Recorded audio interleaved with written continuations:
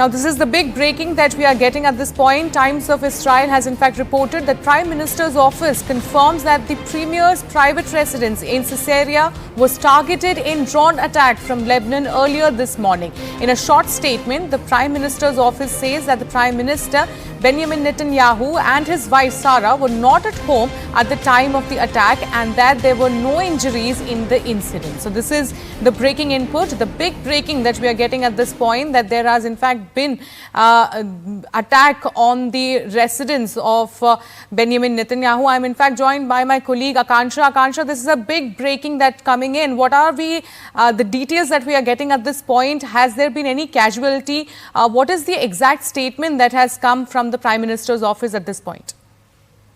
Right, Shireen, this is indeed a big news coming in, but one that is on expected lines, since we all know that the IDF successfully just a day ago has eliminated Yahya Sinwar, the Hamas chief, and so such a retaliatory attack was expected, not from Hamas as much as from the Hezbollah infrastructure in Lebanon, and we've seen how the operation is currently panning out in Lebanon. But to answer your question in terms of any casualties being reported so far, none as yet, as has been confirmed by the statement that has come in from the PMO, which says that Prime Minister Benjamin Netanyahu of Israel and his wife Sara were not home at the time when this attack took place, and that no injuries have taken place so far in the incident.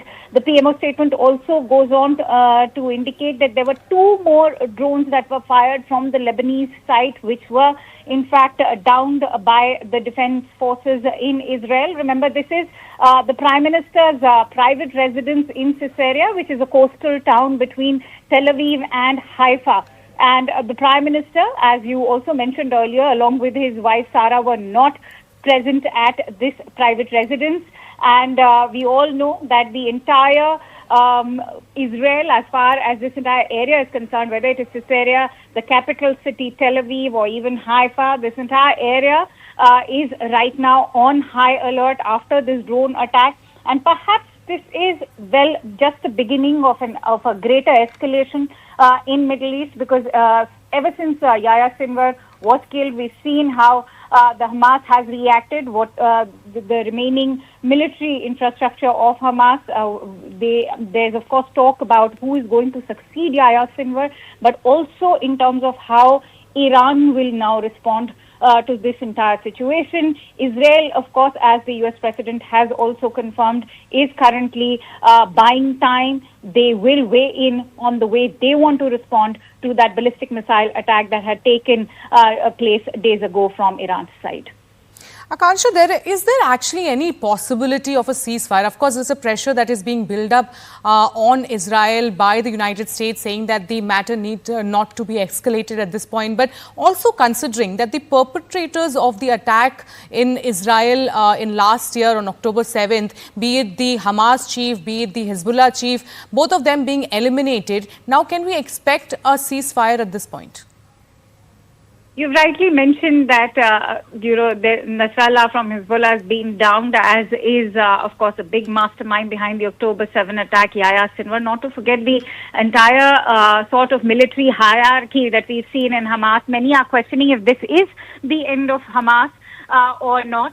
But the fact of the matter remains, when you talk about ceasefire possibilities or the release of even hostages, which is more important right now, or equally important as far as ceasefire possibilities is concerned, we are learning that Sinwar's body could in fact be used as a bargaining chip in this hostage return negotiation, perhaps in the ceasefire negotiation. Right now, foreign policy analysts are of the view that ceasefire possibilities remain extremely slim, but the US President in fact has said that there still may be hope for a ceasefire as far as Lebanon is concerned, but none as far as Gaza is concerned. We've seen how angry, the Arab world is, especially when you look at these forces, whether in Israel, whether in Gaza or Lebanon or even Iran. And so we'll have to see how Israel tries to use Sinwar's remains, which, as we are all aware, are currently being held in a secret location in Israel. So we'll have to see how Israel uses Sinwar's body and his remains as a bargaining chip.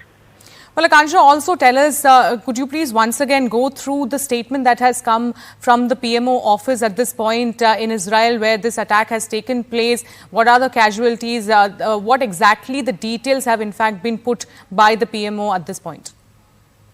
There's been a short statement so far. Remember, the PMO is very measured in its words, but the fact that they have already confirmed that there has been an attack on Prime Minister Benjamin Netanyahu and his wife Sara's residence, which is a private residence in Caesarea. And at the time of the attack, this entire statement also confirms that they were not present at this private residence and that no casualties or injuries have been reported in this incident. The PMO statement also goes on to talk about how 2 other drones which were fired from Lebanon have been downed successfully by the air defenses. And of course, Tel Aviv is on a high alert. So a very measured response coming in from the PMO, but we'll have to see if this is only a beginning of a series of attacks that will perhaps now be expected from Lebanon, because we already know that the military infrastructure of Hamas in Gaza is completely decimated. But we'll have to see how whatever. Akansha, please stay with us as I'm joined by Rabinder Sachdev, who is the global affairs expert. So my first question to you is that how do you actually see the entire attack that is right now happened just few hours back, which has happened at Caesarea, which is the town in Israel, and in fact near the residence of the Prime Minister. So what could be the repercussions of this now?